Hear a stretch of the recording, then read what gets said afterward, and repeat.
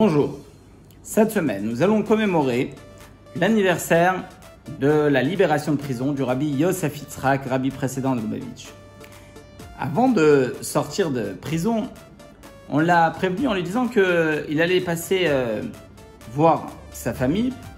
Il avait 6 heures devant lui et ensuite il devait continuer et prendre la route très loin pour aller être exilé 3 ans. Alors il a commencé à se renseigner, à poser des questions.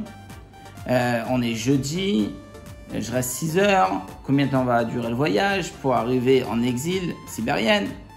Et en faisant tous les calculs, il a compris qu'il allait arriver pendant Shabbat. Alors il a dit, il n'est pas question, je ne voyagerai pas aujourd'hui. Alors tout de suite on lui a dit, mais si vous ne sortez pas de prison aujourd'hui même, vous allez devoir rester encore de nombreux jours en prison.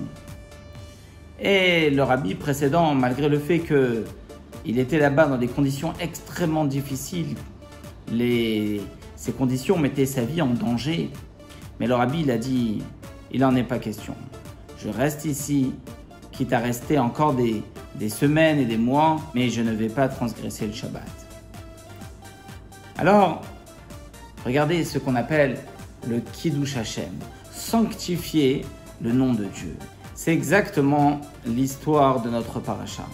Dieu a demandé à Moshe de parler et de lui demander à ce rocher que l'eau puisse jaillir et sortir de lui.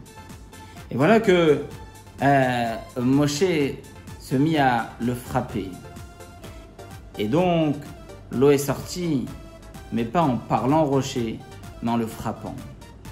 Dieu a puni à ce moment-là Moshe et son frère Aaron de ne pas avoir saisi l'occasion de sanctifier le nom de Dieu. Le peuple aurait pu à ce moment-là se dire « Waouh, si déjà ce rocher qui ne parle pas écoute la voix de Dieu, avec une simple parole, il y a de l'eau qui sort. À plus forte raison, à combien nous devons écouter la parole de Dieu ?»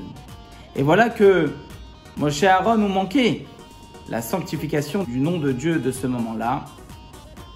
Et donc, la punition était que Moshe n'a pas pu rentrer en Terre Sainte. Alors vous allez dire, peut-être que la punition, elle est complètement surdimensionnée.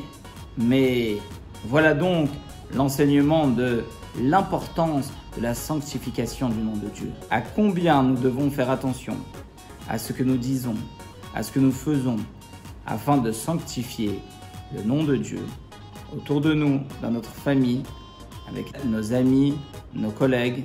Nous représentons le nom d'Hachem et à nous d'y faire attention. Shabbat Shalom, et si Dieu veut qu'on puisse avoir la grande sanctification d'Akadosh Baruch Hu avec la venue du Mashiach très prochainement. À bientôt.